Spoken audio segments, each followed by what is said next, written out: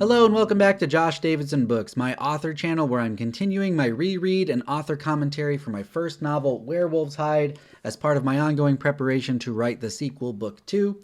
If you enjoyed this chapter or have enjoyed the previous chapters so far, or want to jump ahead and actually read ahead and enjoy the story for yourself without me ruining it with my terrible reading, please consider ordering it. It's only $4.99 for the digital version. I've got a link in the video description. You can pick it up. So we're going to continue where I reread the story for my own preparation, and I interject with commentary, thoughts, tidbits, trivia, things like that. So chapter 9 is where we're at, which I said before in the chapter at the end of the chapter 8 read this is what I call the salvage yard chapter. This was one of the last chapters to be written. There were 3 chapters that were added after the first after the rough draft, and this is one of them. So this is one of the last chapters to be written. So let's see if it holds up or what I think of it now, because I haven't read this since I wrote it. Chapter 9. The next day, Madison is working in her office while wearing her left wrist wrap as usual. The TV is on mute in the background with even more chess tournaments playing on it. She is typing feverishly on the keyboard to catch up on her notes from a phone call she just finished. The digital phone on her desktop rings again before she is prepared to answer it. Madison takes a deep breath to calm her nerves, as the busyness of the day is already getting to her. Just as she moves her mouse over to answer her work phone, suddenly her cell phone starts vibrating on her desk. She glances at it and sees Bo on the caller ID. Her eyes dart back and forth between her work phone and her cell, before she finally decides to ignore the work phone and answer Bo. So something that I really wanted to strive for with these characters and with this world is that people have jobs. You know, Madison has to go to work, Tommy has to go to work and manage Blue Ridge Park, Sterling has a bunch of scientific data that he's crunching in the hotel room, you know, Lacey has a diner to manage. All these people have places they need to be and lives that they're trying to live, on top of these significant events and this wolf stuff going on and this mystery to be solved about this accident from 20 years ago.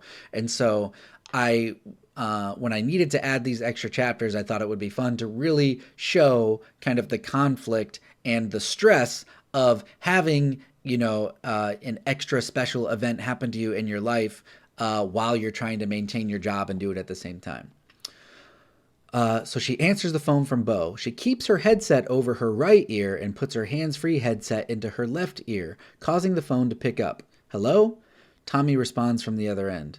Yeah, I'm here. He's shouting to make sure she hears him. Madison looks at the clock and sees the time as 10:11 a.m. She furrows her brow and scolds through clenched teeth. Already? I told you noon so I could talk to you on lunch. I'm really busy with work today. Well, I'm not, so I got bored. Bo responds again, reminding her that he's unemployed. Anyway, what do I do? The work phone on her desktop rings again. The exact number is calling back. She has to answer it. Claims department, this is Madison. A muffled yet obviously angry voice can barely be heard berating her through the headset. Bo responds as if she is talking to him. I know you're Madison. I called you. Madison rolls her eyes and responds to Bo. I wasn't talking to you. The angry caller on the headset pauses suddenly, then gets even louder and more irate with their shouting. They clearly mistook her exclamation as an attack on them. Madison closes her eyes and performs an impassioned, desperate inhale before responding to the work customer. No, I meant, of course I was talking to you, sir. I understand your parked car accident is very urgent, and I'll be right with you. Please allow me to call you back. She instantly ends the work call, silencing the angry customer. Bo doesn't understand the conversation mix-up. Listen, you ready to help or what? Madison hovers her thumb over the end call prompt on her smartphone touchscreen, but composes herself and stays on the line. So now we scene break, and we join Bo wherever he's at on his side of the call. Bo is standing in a small office at the salvage yard. 2 old black plastic chairs are on either side of a dirty white miniature coffee table behind him. Worn-out mechanic magazines cover most of the dirt as they rest beside a faded remote control. And this is basically a descriptor of every body shop waiting room I've ever been in, where it's just it's old mechanic magazines that nobody reads, chairs in poor repair, and a TV in the corner that almost nobody watches. Through the lone glass door into the office, large tow trucks can be seen driving in and out of a broad, creaky gate that leads to where the damaged vehicles are kept. Bo is adjusting his hands-free headset on his left ear while staring at a TV in the ceiling corner that looks much like his mom's. He continues talking to Madison on the headset. Okay, I'm in the office. What was the dude's name? Caleb. Madison talks back to Bo through his headset. As Bo finishes adjusting his headset, the employee door the employee door behind the counter that leads directly out to the yard opens. Slowly, a bald, heavy-set tattooed man, much taller than Bo, squeezes his way into the office from outside. Both of his ears are covered in piercings, along with his left eyebrow. Just as he finishes getting into the office, one of his earrings gets caught on the door hinge.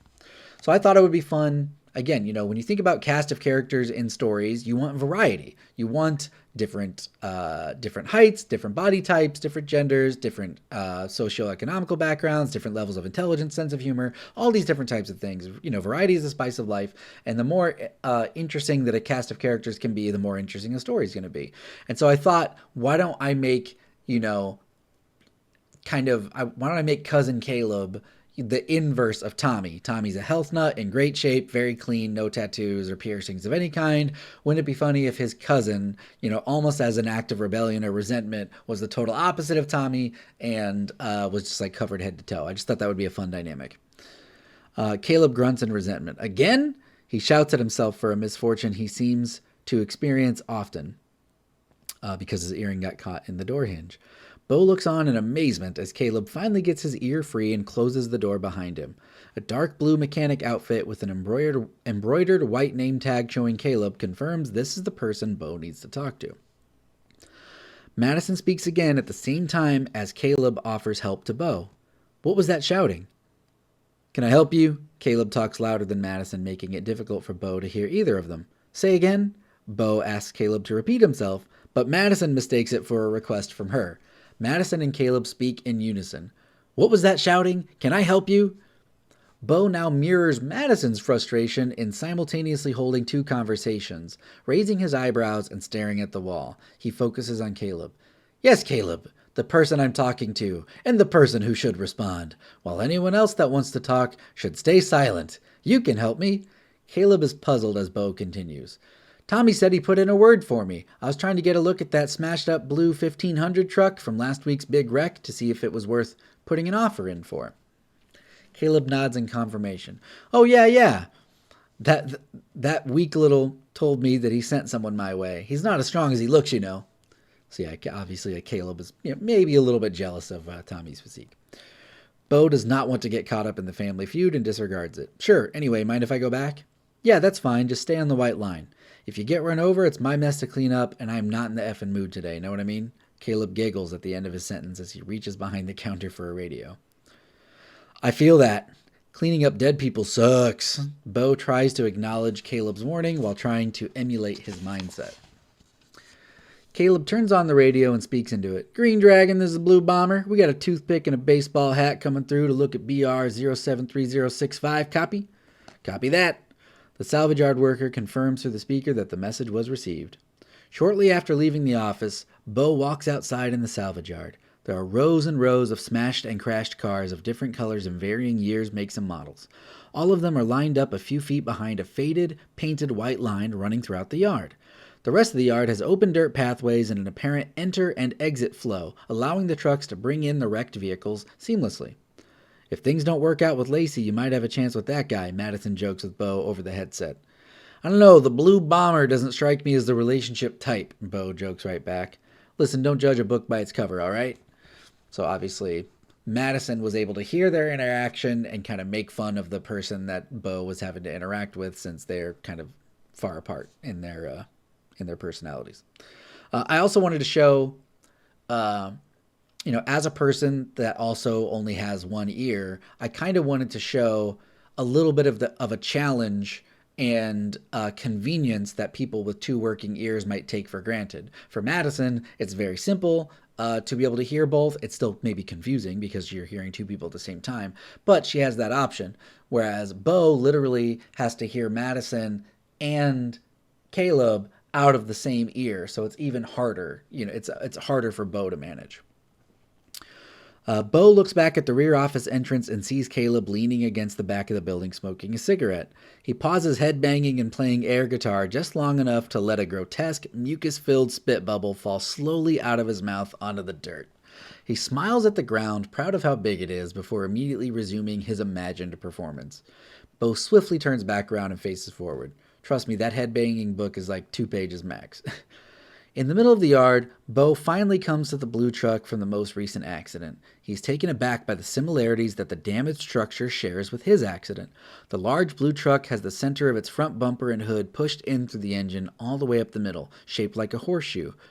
Bo walks up to the white line and looks around to see if anyone is looking at him. The coast appears clear, so Bo takes it upon himself to cross the line and examine the truck closer. Okay, I found it. Where do I find the VIN number?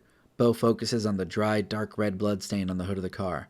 Madison instructs over the phone. It's just VIN. Vehicle Identification Number. Bo is a little nervous about being caught. Okay, whatever. Where is it?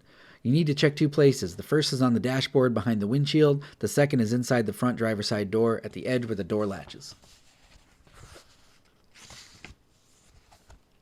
He slowly moves closer to the truck and approaches the driver's side. He covers his mouth as he sees even more gruesome details of this terrible accident. There's more blood on the seat and broken glass everywhere. He looks up at the visor and sees a photo of the couple involved in the accident when they were younger.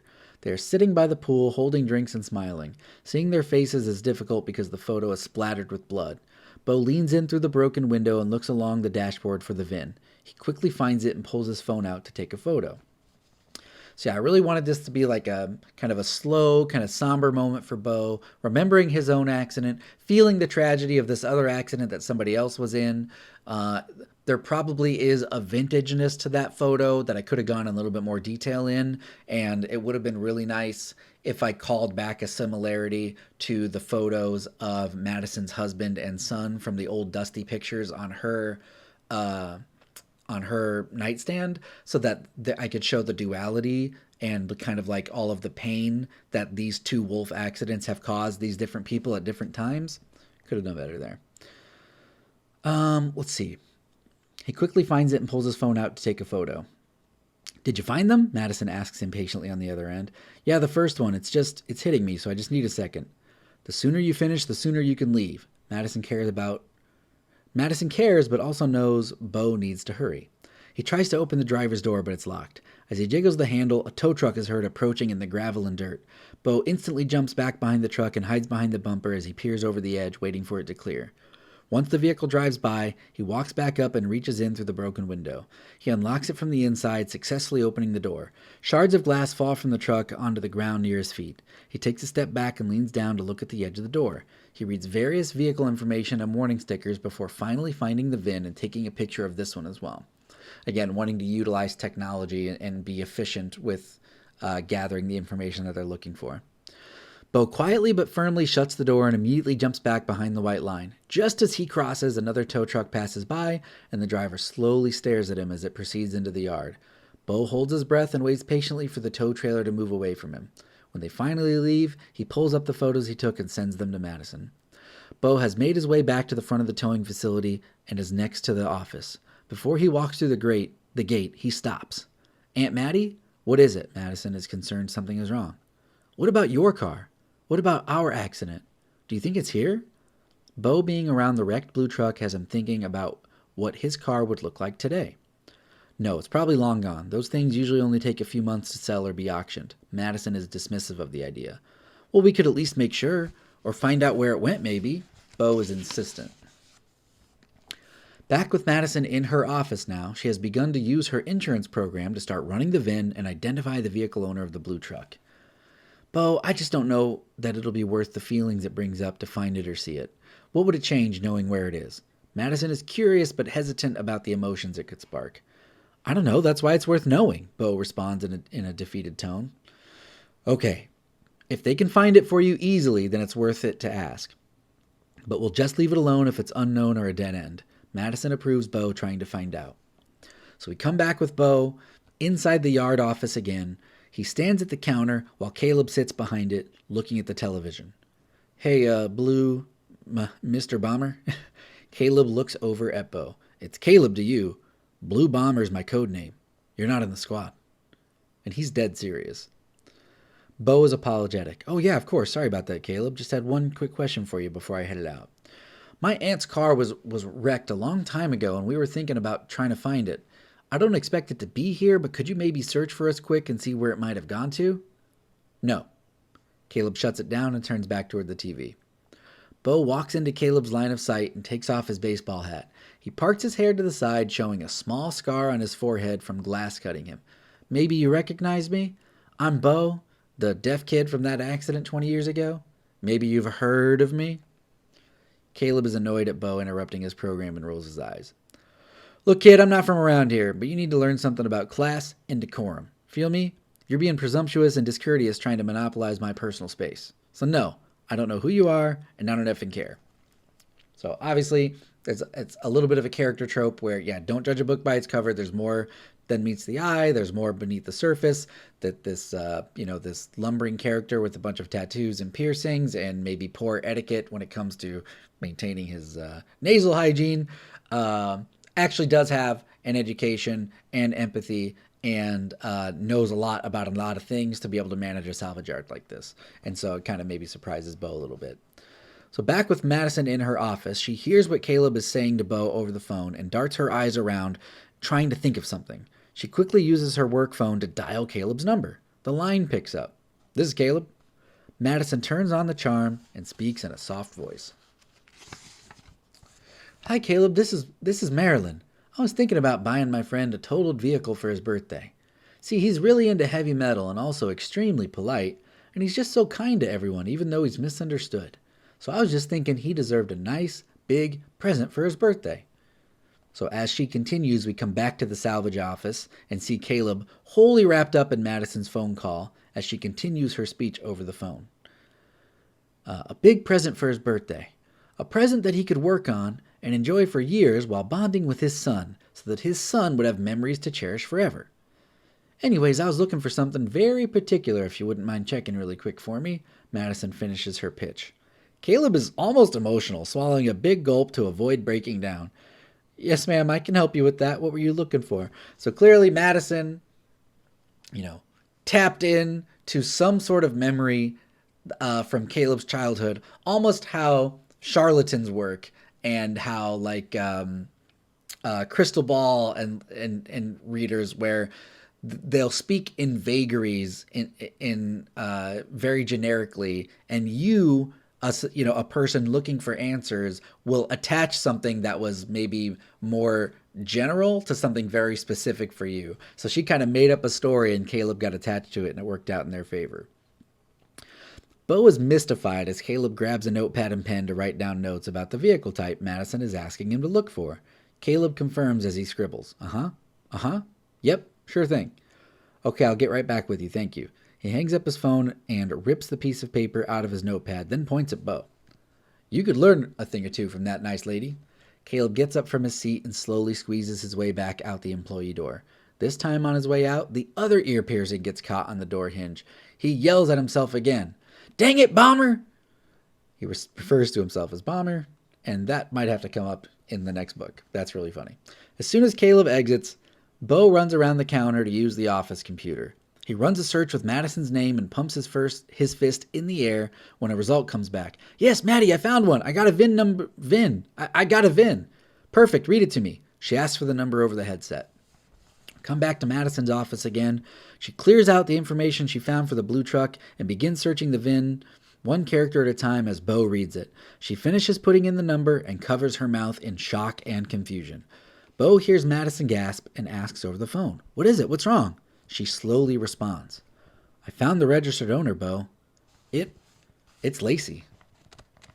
And that is the end of the chapter, I believe. Yes, end of chapter 9. So, a lot more of sleuthing, mystery solving, and kind of the fun of Madison and Bo having to engage with each other. The stress of Madison trying to help Bo while maintaining her job and her work, utilizing her work resources to help gain an advantage, Bo taking a big risk going behind the counter and using the computer without permission, and kind of a big shocker that The vehicle that Madison used to own that was wrecked by a wolf is for some reason registered in Lacey's name. I thought that would be a really fun way to end that chapter to get folks wanting to read the next chapter and find out what's going on. In rereading that chapter, I'm really proud of it. I feel like the characters' voices were really realized because I had already written the entire book. So to come back and add a little bit more interaction with characters that I was a little bit more comfortable with their voices and their relationship, I thought they really bounced off of each other really well in that chapter. And really going deep with the extra characters, giving them personality, giving them a relationship with some of the main characters, giving them kind of a side antagonistic story with Tommy, something a little bit more to do instead of just being a stock character. I'm kind of really proud of that as well. And then, yeah, just the solving, the going to a salvage yard and looking for the serial number on a wrecked car and trying to compare it to the old wrecked car. It definitely was missing. And in that first draft, where I really started to kind of fast forward the character stuff and the wolf elements, I'm slowing down a little bit here and focusing on the mystery and the investigation of it and letting Madison and Bo's strengths kind of start to show themselves. I thought that was really good. So that was really fun to reread. If you enjoyed hearing it or you enjoyed that chapter or have been enjoying this journey, please consider picking up the book. It's only $4.99 for the digital version. I've got a link in this video description for it, and I'm actively working on a sequel, so if you get invested, there will at least be one more book in this story. If you want to follow my long-term author journey, please like, comment, and subscribe. And if you do comment, please avoid spoilers or at least give a healthy spoiler warning and keep the comments relegated to the chapter that we discussed in this video. As always, thank you for watching or listening, and I'll see you in the next video.